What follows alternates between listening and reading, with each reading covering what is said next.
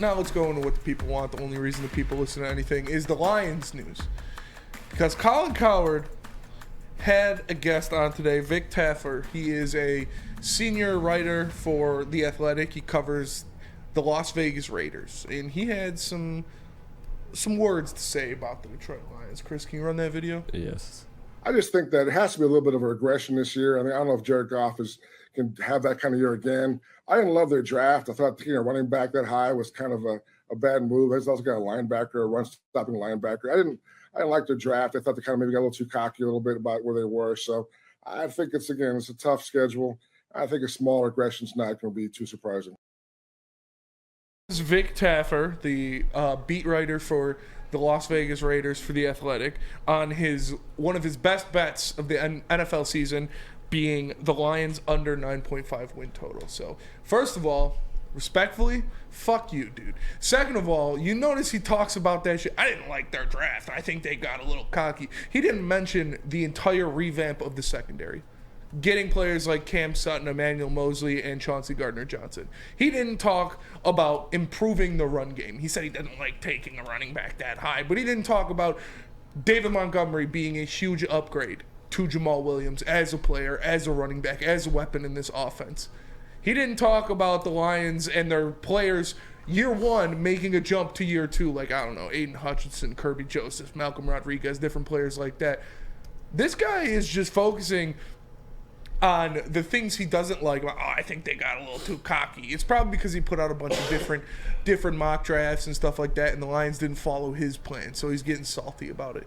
He talked about the reasons the Lions will slightly regress from last year, rather than the reasons that we all know as Detroit Lions fans, as people who tune into everything the Lions do, that improve them as a team next year, and reasons why they will have more victories than they did last season, like another year of Ben Johnson, Jared Goff coming off of a great season and having his confidence at an all-time high, the improvements of the defense in the secondary, the way the defense played down the stretch last year before adding these new players into the defense and making that secondary one of the top 5 units in the NFL. So I'm getting real sick of hearing this shit. It's like he's just trying to stand out. He's just trying to push a narrative that, oh, I'm different. I can say this. They're going to be bad because I didn't like their draft.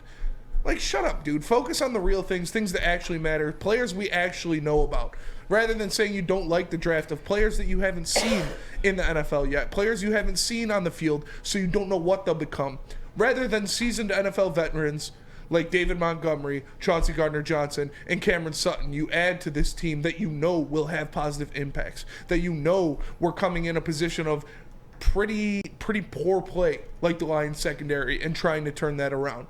So instead of focusing on guys you haven't seen take a snap in the NFL, focus on the guys you have years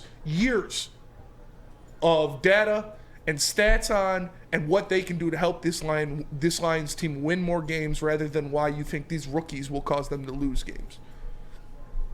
That was beautifully put, and you make an excellent point.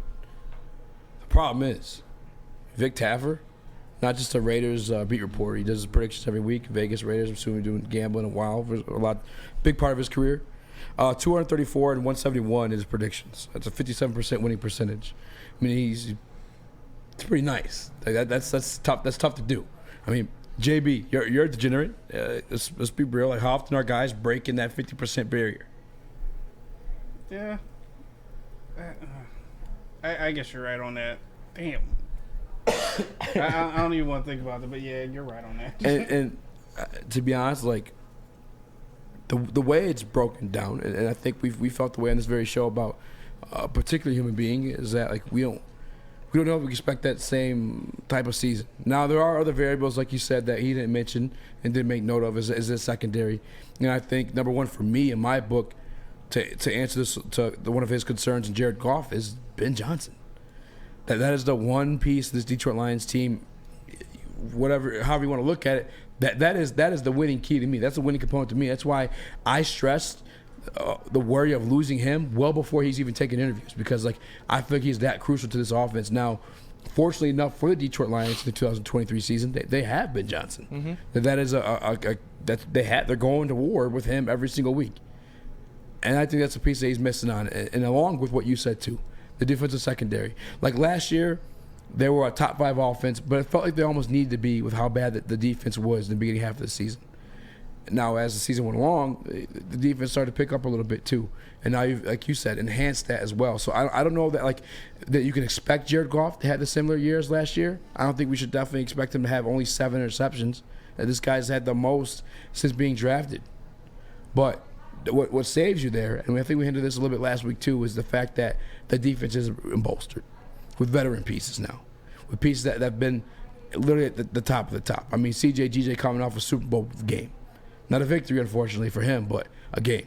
And then you also have Brad Holmes putting another guy in the slot behind him to fulfill that role within the defense when he drafted Brian Branch, who had a first-round grade in him.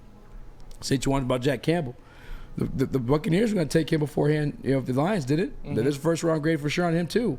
And we've heard the same about Jahmyr Gibbs. So, him having beef with the draft, to be honest with you, I don't even care. Because I've already said this already, too. Jack Campbell's an upgrade over Alex Anzalone, a damn good year. And then also Jahmyr Gibbs, say how you feel about him.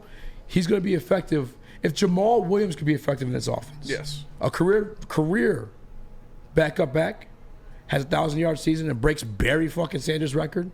17-game season, but still, you break Barry Sanders' fucking record, and you lead the league too. Mm-hmm. And then Ben Johnson's gonna figure out how to use a first-round talent, Jahmyr Gibbs. I can promise you that. Yeah. All due respect to Vic and his record and everything he's got going on for him, I think that's the one key component he's forgetting about is Ben Johnson. And he's a dog.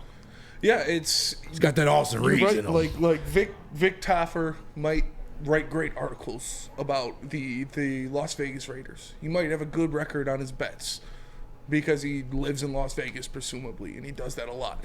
But I can tell you one thing that he's not better at. He's not better at identifying talent and scouting players than Brad Holmes. Because if he was, he'd be an NFL GM.